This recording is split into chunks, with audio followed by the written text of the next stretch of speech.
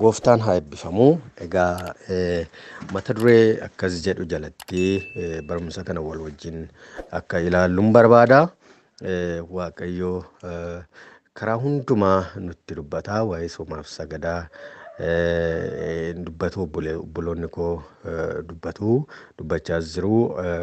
Amma immoo ani mata duree akkas jedhu jalatti Waaqayyo maal jedhanaan maal jedhanuun kan jedhu jalatti ilaallannaa. Waaqayyo burqaa nagaati. Haaleluyyaa.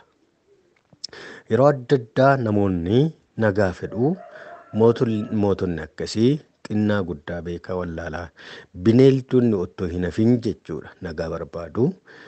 Nagaan kun eessaa argama kan jedhuu fi burqaan nagaa keenyaa gooftaa keenya Yesuus Kiristoos. Waaqayyo burqaa nagaa keeti. Haaleluyyaa. Ganama kana akkanan isiniin jedha obboloota ko. Haala kam keessa akka jirtan isintu beeka. Ba'aa keessan gaaffii keessan isintu beeka. Jireenya keessan keessatti akka Waaqayyo isinii godhu kan dheebottan isintu beeka. Egaa ani waa tokko isinitti hima. Mata duree kana qabadhaa. Waaqayyo burqaa nagaati. Fira miti, mootota miti, qabeenya miti, baay'ina lammii miti, isa kamiyyuu miti. Burqaa nagaa keenyaa kan ta'e Waaqayyoodha. Gooftaan keenya kan eebbifamu haa ta'u. Kanaaf wantoota kana yeroo ilaallu Waaqayyo wajjin walitti dhufeenya gaarii uumuutu nurra jiraata jechaadha. Walitti dhufeenya gaarii uumuun kan nurra jiraatu burqaa nagaa keenyaa isa ta'e Waaqayyo wajjin. Waaqayyo nagaa dhugaa fi itti fufiinsa qabu kan of harkaa qabudha. Eenyumtiyyuu nu harkaa fudhachuu kan hin dandeenye, eenyumtiyyuu nutti hir'isuu kan hin dandeenye, Waaqayyo isa jiru isa jiraataa harkaa kan fudhannudha nagaan. Kitaabni qulqulluunis kanadha kan nutti himu jechaadha. Nagaa kana fudhachuun akka nurra jiraatu. Waaqayyo nagaa, Waaqa nagaa jedhamee waan waamamuu fi Waaqayyo abbaa nagaati. Jireenya keenya keessatti, bara keenya keessatti abbaan nagaa, nagaa hundumaan kan guute, nagaa hundumaa kan of harkaa qabu, gara nagaattis kan nama geggeessu Kiristoos Iyyasuus abbaa nagaati.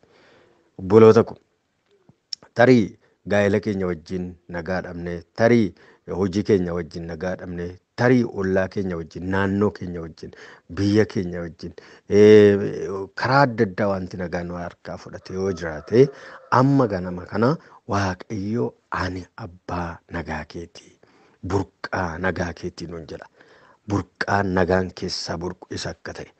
Isaan ala nagaan argamuu akka hin dandeenyee fi Waaqayyo burqaa nagaa kooti jennee amantii kanaan fuula isaatti akka ol jennu kan barbaadu Waaqayyo sagalee kanaan garkoof gar keessanii ni dhufa. Gooftaan kan eebbifame haa ta'u dhufaa jira.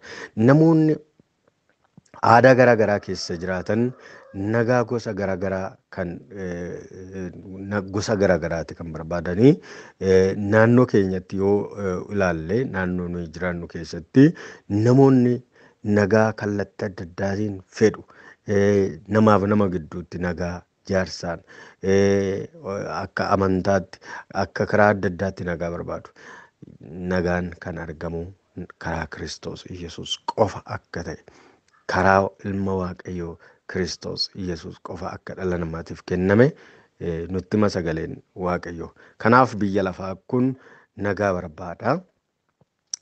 Biyyi lafaallee nagaa barbaada, garuu nagaa mataa isaatii fidachuu hin dandeenye. Biyya lafaaf madda nagaa kan ta'e, nagaa kan kennu, nagaas fiduu kan danda'u, kophaasaa kan jiru, kan ture, bara baraan kan jiraattu Waaqayyo qofadha jechuudha. Kanaaf kakuu moofaa keessatti eebba lubummaa keessatti jiran keessatti yaada furtuu kan ta'e keessaa inni tokko Waaqayyo burqaa nagaa ta'uu isaati. Waaqayyo burqaa nagaa ta'uu isaati. Seera lakkoofsa boqonnaa 6 lakkoofsa 26 irratti otoo dubbifattanii Waaqayyo fuula isaa gara keessanitti haa deebisu jedha. Nagaas isiniif haa kennu. Waaqayyo fuula isaa gara keessanitti haa deebisu, nagaas isiniif haa kennu. Ara maqaa gooftaa Yesuusin fuulli waaqayyoo gara keenyatti haa deebi'u. Kadhanni nuyi kadhannu isa kana. Kadhata fuula waaqayyoo gara jireenya keenyaatti deebisu. Kadhata yaada geeddarannaa. Kadhata gooftaa na ilaali. Gooftaa nagaadhaan burqaa nagaa kan taate ati garkootti deebi'i. Ani garkeetti hin deebi'a. Naaf mul'adhu sin barbaaddadhaa. Fuula kee garkootti deebisi. Nagaas naaf kenni nuuf kenni jennee ittiin waaqayyoo kadhannudha. Maaliif yoo jettan waaqayyo nagaa hin kenna. Maqaan gooftaa kan eebbifame haa ta'u. Waaqa nagaa jedhamees waamameera waan ta'eef jechuudha. Roome boqonnaa 16:20 irratti waaqayyo inni nagaa kennu immoo dafee seexana miilla keessan jalatti hin caccabsaa jedha. Waaqayyoonni nagaa kennu dafeetu seexana majaaji keessan miilla keessan jalatti hin caccabsaa jedha. Inni nagaa kennu waaqayyo erga nuyi nagaa isa harkaa barbaanne kan nagaa keenya dhowwu miila keenya jalatti caccabsa jechuudha. Waaqayyo nurraa kaasa. Nagaa keenya kan jeeqan deemsa kan nu dhoowwan bara gara baraatti jeequmsa baanne bara gara baraatti rakkina baanne dadhabbii baanne akka nu deemnu kan godhan nagaa keenya kan jeeqan yeroo isa barbaaddannu yeroo fuula waaqayyoo barbaaddannu abbaa nagaa yookaan burqaa nagaa isa ta'e gara waaqayyootti yeroo yaada keenya deebisnu dafee gooftaan gooftotaa mootiin moototaa hamajaajii keenya miila keenya jalatti caccabsa. Maqaan waaqayyoo kan eebbifame haa ta'u dafeetu jedha. Kanaaf obboloota koo waaqayyo inni nagaa kennu waan nu wajjin jiruuf waaqayyo inni burqaa nagaa keenyaa ta'e waan nu wajjin jiruufi hafuura nagaa barbaaddachuutu nurra jiraata. Nagaa waaqayyoon gaafachuu nurra jiraata jechuudha. Daawit mootii Israa'el bara mootummaa isaa keessatti namoota hedduu fi gareewwan baay'ee wajjin walitti bu'insaa fi waraanni isaa muddateera. Walitti bu'insi isa muddateera, waraanni isa muddateera namoota baay'ee gidduutti. Akka mootii tokkootti nama muuxannoo qabuu fi amanamaa akkasumas namoota nageenya isaa eegan kan qabu ture. Nagaasaa kan eegan isa wajjin kan jiran qaba ture. Yeroo ilma isaa Abisheelom jalaa baqatee deeme sanatti maal jedhee faarfannaa isaa keessatti maal jedhee dubbate seetan. Akkana jedheera faarfannaa boqonnaa 4:8 irratti yoo ilaaltan yaa Waaqayyoo akka ani qoofni sodaa malee jiraadhu situ godhaa jedha. Yaa Waaqayyoo akka ani qoofnitti sodaa malee jiraadhu situ godhaa jedha. Waan hundumaa guuttatee lolatti kan itti beeku eegduu kan qabu isa marsee kan jiru kan qabu mootichi kun maal jedhaa akka sodaa malee akka hin jiraadhu qoofnitti sodaa malee akka hin jiraadhu situ godhaa jedha. Warra natti naanna'anii na eegan miti. Dandeettii koo miti, beekumsa koos miti, muuxannoo koos miti. Akkaan ani jiraadhu qoofnitti sodaa malee akka hin jiraadhu kan godhu sidhaa jedhaan beekamtii kenna. Tarii haala keessa jiru keessatti sodaan isarraa waan jiruufi waaqayyotti hirkachuu kan barbaade. Kanaaf haala kam keessa yoo jiraanne anaaf isin burqaa nagaa keenyaa isa ta'e waaqayyotti hirkachuutu nurra jiraata. Waaqayyotti hirkachuun nu barbaachisa. Waaqayyo nageenya hin raafamnedha. Haaleluuyaa. Nageenya hin raafamnedha waaqayyo. Yoo isatti amanne yaaddoo tokko malee rafuu jiraachuu ni dandeenya. Isatti amanannaan jireenya keenya isatti kennannaan yaaddoo tokko malee ba'uu, yaaddoo tokko malee galuu, raafama tokko malee jiraachuu ni dandeenya. Utuu isatti hin amanatin, utuu isatti hin hirkatin nagaan nuuf hin kennamu obboloota ko. Burqaa nagaa keenyaa Kiristoos Yesuusitti hirkachuutu nagaa naaf kenna. Nagaa isiniif kenna. Burqaan nagaa keenyaa Kiristoos Yesuus amanamaadha waan ta'eef. Maqaan isaa bara baraan haa eebbifamu. Seenaa keessatti geggeessitoonni eegduu mataa isaaniitiin ajjeefamaniiru waan ta'eef akka biyya lafaa kanatti yoo ilaalle seenaa keessatti waan tokko waan yaadannoo qabanne eegdota isaaniitiin ajjeefamaniiru.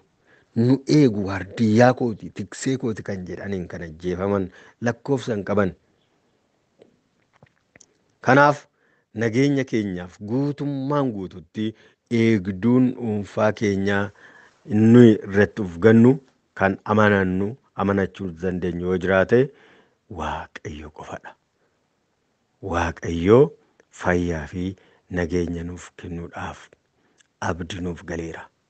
Nageenya nuuf kennuudhaaf abdii nuuf galeera. Eegduu keenya ta'uudhaaf abdii nuuf galeera.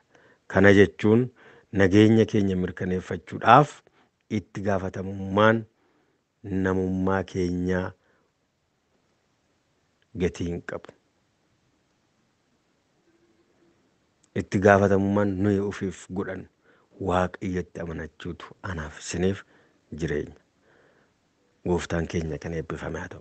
Kanaaf burqaa nagaa keenyaa Kiristoos Iyyesuusitti amanachuun isatti hirkachuun nu barbaachisa. Waaqayyo sabni isaa nagaa guddaatti akka jiraatan godha. Nagaa guddaatti akka jiraatan Ermiyaas boqonnaa 33 irratti sabni isaa hojii hamaa hojjechuu irraa yoo deebi'an, sabni isaa hojii hamaa hojjechuu irraa yoo deebi'an, Waaqayyo nagaa baay'ee isaaniif hin kenna. Hojii hamaa hojjechuu irraa yoo deebi'an, Waaqayyo burqaa nagaati yoo jennee isa sana dubbannee hafuu qofa otoo hin ta'in burqaa nagaa keenyaa harkaan qabachuu, burqaa nagaa keenyaa wajjin walii galuudhaaf maal gochuutu nurra jiraata? Maal gochuu qabna? Sabni akkuma Waaqayyo karaa Ermiyaas dubbatee sabni isaa hojii hamaa hojjechuu irraa yoo deebi'an Waaqayyo nagaa baay'ee isaaniif hin kennaa jedha. Waan hamina hojii yaada keenyaatiin, harka keenyaatiin, ilaalcha keenyaatiin hojii hamaadha jedhamee dubbii Waaqayyo nun deeggarre. Hafuurri Waaqayyo keessa keenyatti kan ittiin boqonne, ittiin gammanne sanarraa deebine karaa Waaqayyo nu agarsiise irra kan deemnu yoo ta'e burqaa nagaa keenyaa wajjin walitti baana. Hojii hamaarraa deebi'uun namoota baay'eedhaaf carraa fayyinaa fi nageenyaa ni bana. Waaqayyo gooftaan keenya nu gargaaru. Egaa carraa nageenya kan nuuf banu, carraa boqonnaa kan nuuf malu wanta yaraadha jennee sammuu keenya keessatti, bara keenya keessatti, sochii keenya keessatti ilaallu keessaa deebi'uun hawaasa keessa jiraannu keessatti fayyinaa fi nageenya kan hin jirre yoo ta'e uumamni mataa isaatiin boqonnaa hin qabu jechuudha. Namoota biraatiifis wanta hamaa hojjechaa kan jiraannu ta'uusaa argina jechaadha. Bakka hojiin nama qajeelaa jirutti nagaan ni baay'ata. Jireenya keenya keessatti haala rakkisaa yoo ta'e iyyuu, deemsi rakkisaa yoo ta'e iyyuu isa jiru isa jiraatu qajeelaa fi Waaqa nagaa wajjin walitti kan araaraman dhaloonni yoo jiraatanii uumamni boqonnaa argata. Namni nagaa argata. Waaqayyo gooftaan maccaa karaa koof karaa keessaniin waan boqonnaa dhabeef boqonnaa haa ta'u. Karaa koof karaa keessaniin waan nagaa dhabeef nagaa haa ta'u. Karaa koof karaa keessaniin wanta itti dukkanaa'eef ifa haa ta'u. Maqaa Kiristoos Iyyesuusiin warra nagaa baatanii deeman ta'uun isiniif haa ta'u. Ta'uun nuuf haa ta'u. Egaa hawaasni keessa jiraannu, manni nuyi keessa jiraannu, oolmaan keenya, waldaan keenya, deemsi keenya hundisaa warra Waaqayyoon eeggatan, warra Waaqayyotti hirkatan yoo kan taanu ta'ee kaaniif boqonnaa, kaaniif ifa, kaaniif jireenya ta'uu dandeenya. Waaqayyo jireenya keenya irraa kan barbaadu isa kana. Kanaaf nuyi yaada keenya keessatti isa kana dheebochuutu nurraa eegama. Waaqayyo kan nurraa barbaadu isa kana waanta ta'eef jechuudha firoota koo. Yeroo nuti amanannaa keenya isarra godhannu nagaa Waaqayyoo ni dhufa. Haaleluyyaa. Amanannaa keenya isarra yeroo godhannu nagaan ni deebi'a. Waaqayyo nagaa isaa dirqamaan nurratti hin fe'u. Tokko sirriitti beekuun kan nurra jiraatu isa kana. Waaqayyo nagaa isaa dirqamaan nurratti fe'uu hin fedhu. Yookaanis dirqamaan nurratti hin fe'u Waaqayyo. Maal? Nagaa dirqamaan nurratti hin fe'u. Maal barbaada Waaqayyo? Waaqayyo jireenya keenya keessatti akka inni nagaa dhangalaasu eeyyamuu qabna jechaadha. Nagaa kee jireenya koo keessatti dhangalaasi. Nagaan sirraa barbaada. Waan nagaa na dhoowwe baay'een qaba. Nagaa kee ati jireenya koo irratti fidi jennee fedha qabaachuu keenya gooftaatti yoo beeksifne Waaqayyo waan nagaa jireenya keenya irratti nagaa dhangalaasa jechaadha. Sana hin taane taanaanii nuyi nagaa kana hin dheebonnu yoo ta'e, nuyi nagaa kana hin beelofnu yoo ta'e, nuyi nagaa kana hin barbaannu ofii keenyaaf, lafa keenyaaf, waldaa keenyaaf, dhaloota keenyaaf, tajaajila keenyaaf nagaa hin barbaannu yoo ta'e, Waaqayyo nagaa kana humnaan fidee nurratti fe'uu hin barbaadu. Fedhii keenya ilaala Waaqayyo. Barbaacha keenya ilaala Waaqayyo. Kanaafi Waaqayyo isa burqaa nagaa ta'e kana barbaaduutu nurra jiraata jechuudha. Kadhannaa keenya keessatti sin barbaada naaf argame gara jireenya kootu jennee nuyi Waaqayyo kana harkaa kan barbaadannu yoo ta'e Waaqayyo dhorka tokko malee nagaa isaa nuuf dhangalaasa. Haaleluuyaa! Nagaa Waaqayyo jireenya koo irratti, nagaa Waaqayyo jireenya keessan irratti, mana keessan irratti, gaa'ela keessan irratti, jiruu keessan irratti, ikoonoomii keessan irratti, hubannaa keessan irratti nagaa Waaqayyo hin dhufa. Haaleluuyaa! Maqaa Gooftaa Yesuus Kiristoosiin nagaan kun isiniif haa ta'u. Nagaa kana barbaaddadhaa.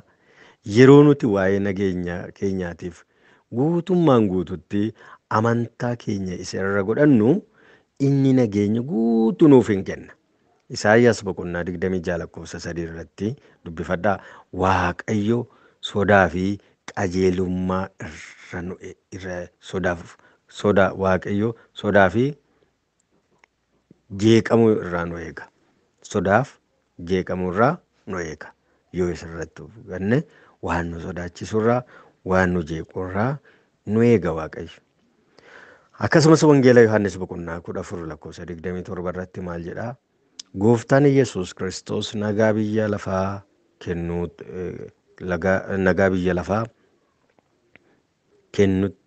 kennu irraa adda kan ta'e akka bartoota isaatiif kennu isaaniif mirkaneesseera jedha.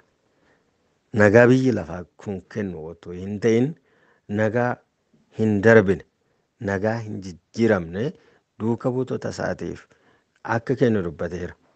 Nagaan isiniif kennu akka biyyi lafaa kennu miti jedha. Kan biyyi lafaa kennu nagaa yeroo gabaabaa ta'uu danda'a. Nagaan Gooftaan kennu kan bara baraati. Nagaan Gooftaan nuuf kennu jiraataadha, amanamaadhas.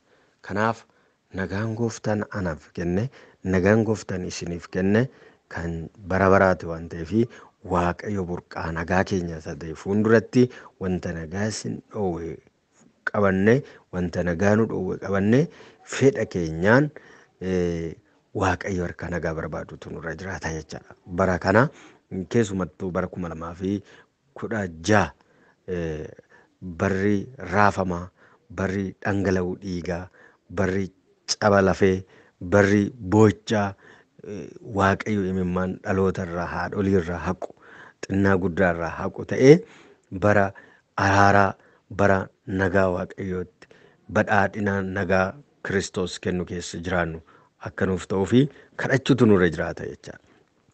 Inni jiraataan Kiristoos Yesuus amanamaadha. Burqaa nagaa inni ta'e Waaqayyo nurra jira. Kanaaf garaan keenya sana dheebochuun baay'ee barbaachisaa jechuudha. Garaan keenya sana dheebochuun, sana barbaaduu qabna jechaadha. Waaqayyo isa sana nurraa barbaada waan ta'eef. Kanaaf burqaa nagaa kan ta'e Waaqayyo wajjin walitti dhufeenya qabnu haaromsuun nurra jiraata. Walitti dhufeenya nuyi qabnu guyyaadhaa gara guyyaatti haaromuutu irra jiraata.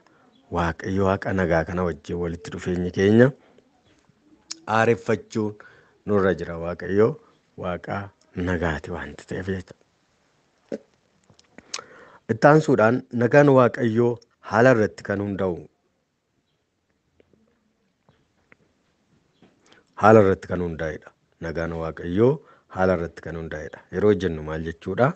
Yoo isatti amannee haala namatti hin tolle keessaa yoo taane illee nagaa qabaachuu ni dandeenya. Haala itti hin tolle, haala isinitti hin tolle keessa yoo jiraattan illee nagaan keessan sinirraa hin fudhatamu. Yoo maal taatan yoo isatti amanannaan koo nagaan koo isa yoo jenne Waaqayyotti kan of gannu yoo ta'e haala rakkisaa isa kamuu keessatti illee Waaqayyo hamaatti dabarsee hin kennu. Kanaaf haala irratti hundaa'a jenna. Haala irratti hundaa'a. Haalli jiru maanni haala Gooftaa irratti of gate qabattee haala rakkisaa keessa darbuu ni dandeessa. Haala Gooftaa irratti hirkate otoo hin qabaatiin garuu haala rakkisaa keessa darbuun hin danda'amu jechaadha. Kanaaf maaltu barbaachisaa?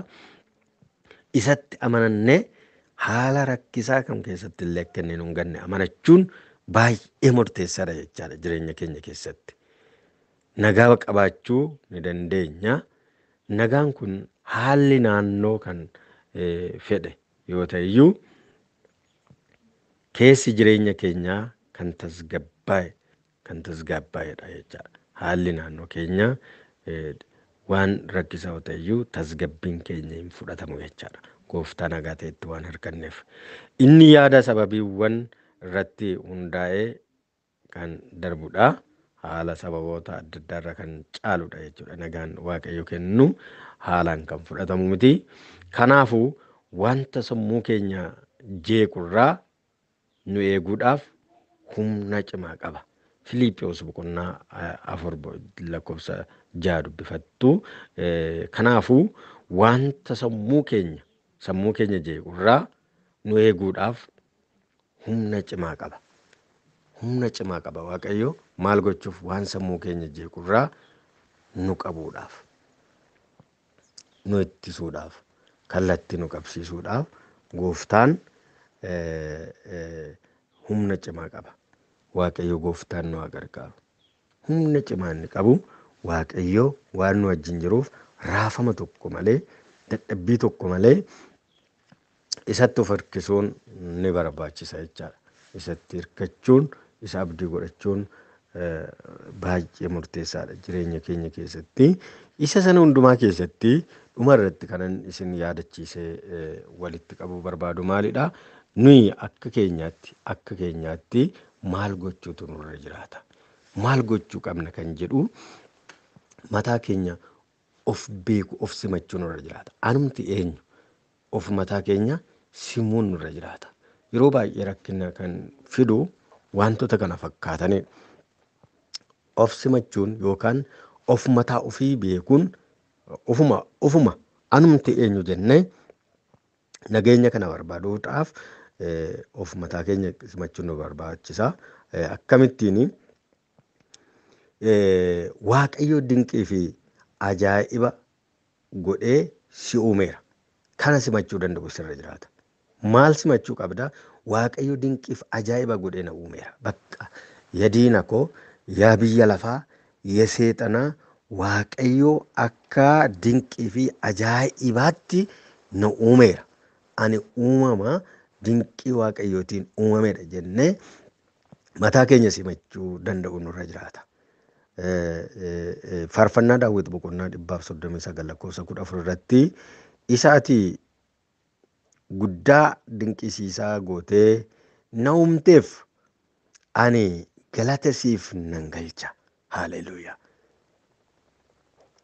Gochaan kee waanuma raajiiti. Anis kana ba'eessa godhee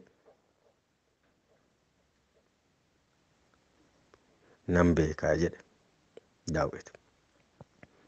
Of simachuun nu barbaachisa. Maal jennee Waaqayyo dinqiif ajaa'iba godhee na uumeera jennee mataa keenya beeku of ani dinqiif ajaa'ibaan akkana uumame diinatti himuun, ufuma mataa kootti himuun, biyya lafaatti himuun barbaachisaadha. Yoo sana ta'e ani mataa kootiif oddoon qaba jechaadha. Of mataa kootiif oddoon qaba. Kanaafi nagaa waaqayyoo simachuudhaaf illee yoon of beekedha. Of hin beeku ta'e dhaloonni nagaa waaqayyoo simachuu hin danda'u. Of wallaalee taanaan waaqayyoon mormeera jechaadha. Of wallaaleera taanaan nagaan isaa jeeqameera jechuudha. Dinqii ta'e akka uumame of hin beeku taanaan jeequmsa keessa jira jechuudha. Lola keessa jira jechuudha. Nagaanis irraa fudhatameera jechuudha. Maaliif yoo jettan waa'een fuula isaa isa jeeqa jechaadha. Ani dinqii ta'e uumameera jechuu kan danda'u yoo ta'uudha baate waa'ee konkona funyaansaa, waa'ee gurraachummaa waa'ee waan ta'e isaa qaama isaa irratti akka abaluu akka ishee akka isaa ta'uu waan dadhabeef jeequmsa gadhee keessa jira jechuudha. Maal gochuutu irra jiraata? Nagaaf simachuudhaaf, waaqa biraa nagaa fudhachuudhaaf maal gochuu qabaa? Mataa isaa simachuutu isarra jiraata jechuudha. Waaqayyo dinqii fi ajaa'iba godhee na uume jedhee of fudhachuutu irra jira jechaadha. Akkuma amma isin dubbisee faarfannaa boqonnaa 139 lakkoofsa 14 irratti Daawit akkuma dubbate jecha. Kanaaf dabalataan Luqaas boqonnaa 12:7 irratti yoo ilaaltan maal jedha? Gatiin keessan maallaqaan kan tilmaamamu yookiinis shallagamu miti. Gatiin keessan wanta hundumaa olidha. Isin akka fakkeenya waaqayyootti uumamtanidha. Qaama keessan keessatti wanti dabalame yookiin kan hin barbaachifne hin jiru. Waaqayyo waa'ee keessaniif ni yaada jedha. Waaqayyo waa'ee keessaniif ni yaada jedha. Qorontoos duraa boqonnaa 3 lakkoofsa 16 irrattis qaamni keessan bakka Waaqayyoo hafuura isaa qulqulluutiin keessa jiraatu fi bakka bultii Waaqayyooti. Ani kabajamaa ilma namaatti jechuu kabajamaadha. Ani ilmoo namaati jennee Waaqayyoo fuulduratti mataa ofii beekuun nurra jiraata. Yeroo sana nagaan anaaf isin walakkaatti, isiniif waaqa walakkaatti, anaaf waaqa walakkaatti nagaan ni baay'ata jechaadha. Waaqayyo gooftaan hubannaa isaa nuuf haa kennu. Kanaaf mataa ofii simachuun akkuma jalqaba isinii kaasee qabxii tokkoffaa irratti Waaqayyo dinqiif ajaa'iba godhee akkana uume beekuudha. Waaqayyo haal duree tokko malee akkana jaalate yookaan akkasiin jaalate haal duree tokko malee dandeettii keessan irratti hundaa'e, beekumsa keessan irratti hundaa'e utuu hin ta'in haal duree tokko malee Waaqayyo akkumatti akka nu jaalate akkanumatti akkasiin jaalate beeksisuu danda'uudha. Kutaa qaama Kiristoos akka taane sirriitti beekuun irra jiraata. Qaama Kiristoos Yesuusitti amanuudhaan akkasuma ijoollee Waaqayyoo ta'uudhaan eebba hafuuraatiin eebbifamtaniitu yookaanis eebbifamneerra. Wangeela Yohaannis boqonnaa 1:12 dubbifachuu dandeessu. Akka amanaa tokkotti karaa Yesuus Kiristoos dukkana keessaa gara ifaatti baaneerraa dukkana keessaa gara ifaatti warra ba'an gaarummaa Waaqayyoo akka labsinuuf filatamneerraa isa kana beekamtii yookaan of beekuun of mataa keenya simachuun akka nurra jiraatu fuula gooftaatti jechuudha. Qaama Kiristoosdhaan jennee beekuun nurra jiraata. Kiristoos biratti fudhatamaa argatteetta. Ati obboleettii koo, obboleessa koo, firoota koo Kiristoos biratti fudhatamaa arganneerra. Ergamaan Phaawulos amantoota akka isaan wal simatan ni jajjabeessa ture. Kana gochuufis Kiristoos akkuma isin simate isinis mataa isaanii simachuu qabu jedha. Akka Kiristoos isaan simatetti yoo of simatan, akka Kiristoos isaan simatetti yoo of simatan namoota biraa simachuu ni danda'u. Namni utuu nama of hin simatin mataa isaatiif waan gaarii utuu hin qabaatin nama biraatiif waan gaarii yaaduu hin danda'u jecha. Kanaaf mataa keenya yoo kan simannu ta'e nuyi maal barbaanna? Araara barbaanna jecha. Maqaa gooftaa Yesuus Kiristoosiin Waaqayyo anaaf isinitti haa araaramu. Waaqayyo gooftaan nagaa nuuf haa kennu. Waaqayyo gooftaan nagaa isiniif haa kennu. Yoo sana ta'uudhaa baatee dadhabbiitu dhufa jechaadha. Firiin nuyi ilaalchi nuyi mataa keenyaaf qabnu maal ta'a deema rakkisaa ta'a jechuudha. Mataa ofii simachuu maaliif gargaara kan jedhu mataa ofii simachuun mataa ofii jaalachuudhaaf gargaara. Yoo mataa keenya kan jaalannu ta'e obboleessa keenya jaalannaa jechuudha. Akkuma Maatewos boqonnaa 22 lakkoofsa 39 irratti jedhutti ottoo of hin barin ottoo of hin jaalatin ati obboleetti kooti ati obboleessa kooti jennee kaan simachuun nu rakkisa waanta ta'eefi duraan dursinee maal gochuutu nurra jiraata. Of mataa keenya simachuutu nurra jiraata. Sana booda akka mataa keenya jaalannutti obboleessa keenya yookaan obboleetti keenya jaalachuu dandeenya jechaadha. Nagaa buusuu dandeenya obboleessa keenya wajjin obboleetti keenya wajjin nagaa buusuu dandeenya. Mataa kee namoota biraa wajjin wal dorgomsiisuu hin qabnu jechaadha. Mataan koo obboleessa keenya wajjin wal dorgomsiisuu yeroo hin jedhu adeemsa hafuuraa keessatti namni ani nama biraati qaama biraati.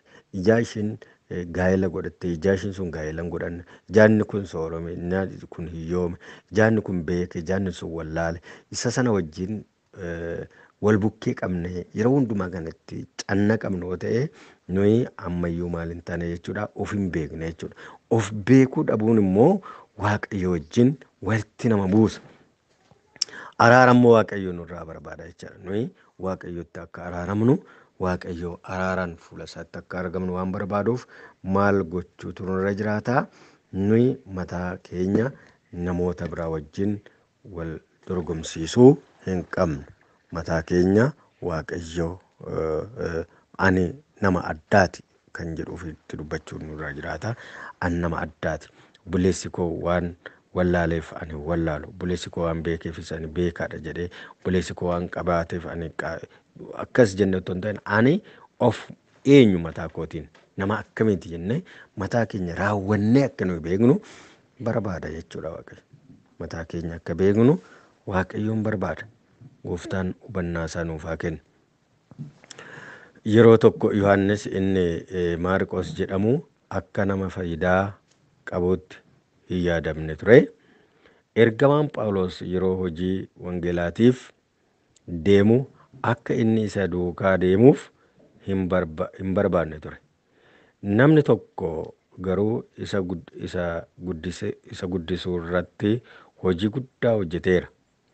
Bara dhumaa jireenya isaatti garuu Maarqos akka isa gargaaruuf barbaadeera.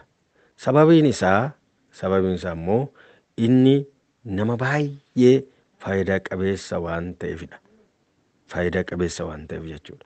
Hojii ergamoota boqonnaa 15 lakkoofsa 27-41 ilaaltan akka bu'aa buustan isin of hubachuu dhiisuu dandeessu. Akka of hubattan garuu Waaqayyoon barbaada jechaadha. Ani of hubachuu dhiisuu hin danda'a. Akkan of hubadhu Waaqayyoon barbaada jechuudha. Kanaaf yoo of kan hubannu ta'e kaan hubachuu waan dandeenyuufi nuyi mataa keenya beekuun jireenya keenya keessatti baay'ee murteessaadha. Firoota koo baay'ee barbaachisaadhas. Waaqayyo isa kana anarraa hin barbaada isinirraa hin barbaada. Gooftaan nu haa gargaaru. Sana keessa hin jirru ta'e qormaata guddaa keessa dadhabbii guddaa keessa jirra jechaadha. Kanaaf Waaqayyo nuyi akka isatti araaramnu ni barbaada. Waaqayyo burqaa nagaa keenyaati. Bara kanatti bara nagaatti akka ceenu Waaqayyo nagaasa akka nu baay'isu bara 2016 kana keessatti nagaa kana keessa akka dhaabbannu Gooftaan ana barbaada isin barbaada. Ayyaanni Waaqayyo isiniif haa baay'atu.